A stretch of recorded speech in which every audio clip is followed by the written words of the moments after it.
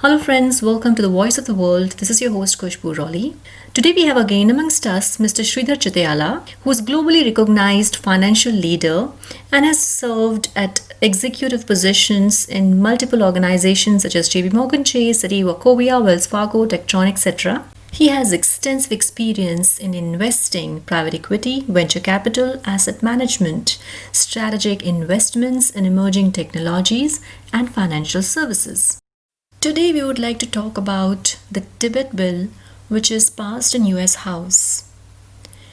Given the fact that the relations between China and USA are sour already because of multiple reasons, may it be World Health Organization, COVID situation, may it be G7, United Nations, Hong Kong, South China Sea, delisting of Chinese companies, etc.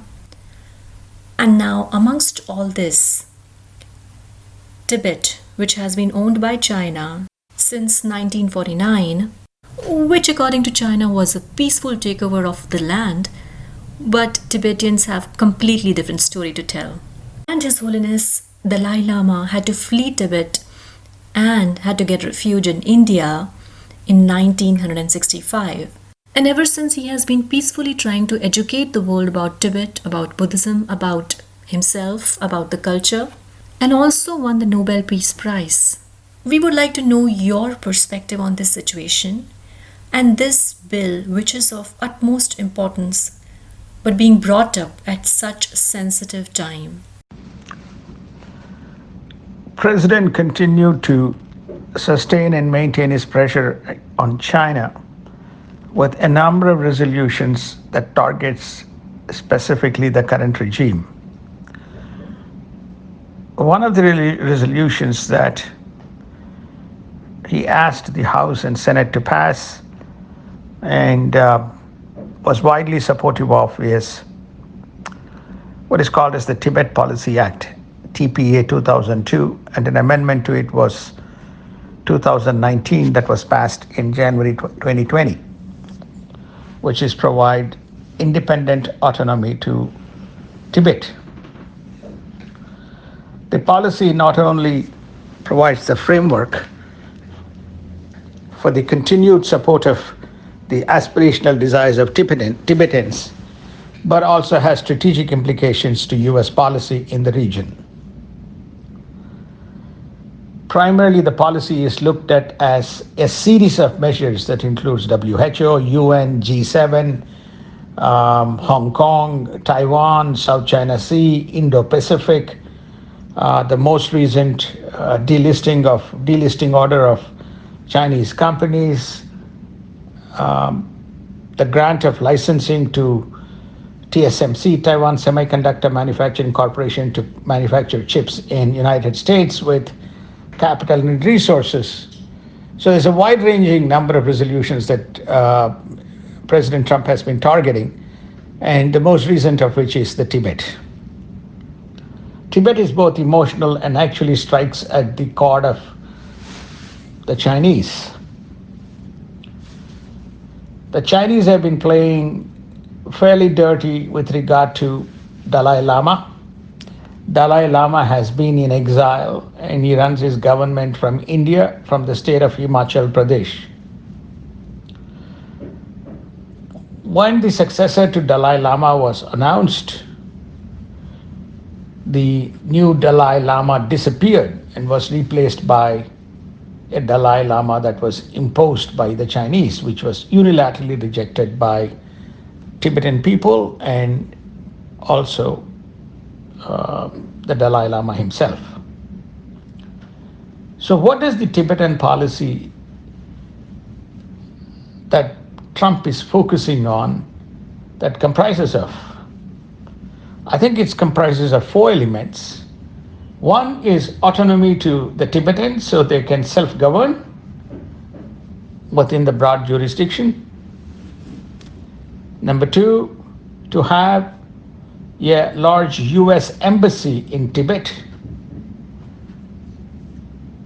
a diplomatic mission, which potentially acts as deterrent for any Chinese incursions or aggressive postures. third is Tibet is in such a strategic location, it has environmental consequences by virtue of activities that typically Chinese engage in. Fourth, for the region, it is one of the most strategic locations where a number of river systems meet and flow into a number of countries. Thus, it could be used potentially by the Chinese as a lever in their global negotiations that one sees already in South China Sea. So they need a strong independent power, somebody like United States, to be at the center with some kind of deterrence. And finally, the selection of Dalai Lama must come from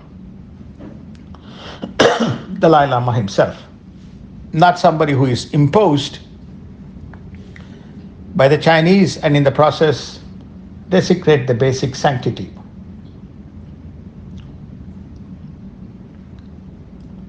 And there's been a number of groups that has advocated for Tibetan autonomy. There's a number of people who follow the Tibetan format of Buddhism. So they all have aspirational desires for United States to intervene. So Trump has merely used the occasion and the skirmishes that we have as one more item in the agenda as a potential lever. Whether he will go all the way through remains a question that remains to be seen. That is, in terms of enforcement and making sure those four objectives are accomplished. Tibet is also a strategic location which complicates a number of other countries which are in the region that have an entanglement. On one side of the spectrum, you have United States, Tibet, and India. India and Tibet have a good relationship. United States and India has a good relationship. India-Tibet has repercussions to Bhutan and Ladakh, most specifically Ladakh. Most of the Ladakhis, which is a recently announced union territory in India, they follow a very similar form of Buddhism to Tibetans. India has a large border with Tibet, which naturally steps into China as a gateway. So a cordial, warm relationship with Tibet will preserve the integrity and sovereignty of India, avoiding the persistent incursions that come from the Chinese side. India also has a desire to develop Ladakh. It plans to have a very large solar farm, leveraging the natural climate. It also, along the river, wants to provide infrastructure which cuts short the duration to pilgrims making a voyage to the Amarnath Yatra much faster. So defense, the kind of the power, energy grid, access to the holy shrines, and a much more warmer neighbor serves India's interests.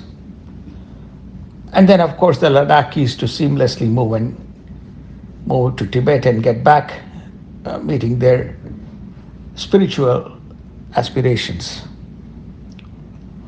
Tibet has also border with Nepal. India has, border with Nepal. Most recently with Nepalese joining partnership with China. And they've been trying to threaten India with redrawing their border. And they've always been hostile to the Tibetans. The Nepalese believe that the Tibetans stepping into the Nepalese territory creates potential security risk because it angers the Chinese. Second, they become refugees and settle, then that has implications on the demographics. Nepal is a very small mountain kingdom. So you have tensions between Tibet and Nepal. You have tensions between Tibet and Nepal, you have tensions between India and Nepal, you have tensions between India and China, you have tensions between China and United States. So all this makes it a potpourri of issues. So from a strategic point of view, to mitigate the Chinese influence and to meet the desires and aspirations of the Tibetan people, this Tibet Policy Act was created.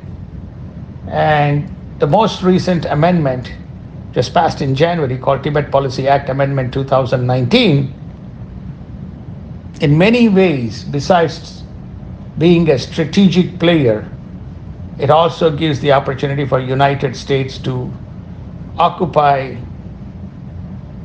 or to have a foothold with its embassy in a location where it can be the natural deterrent, but also have a strategic oversight. So that's the significance of the Tibetan US most recent policy and the strategic goals behind such a policy.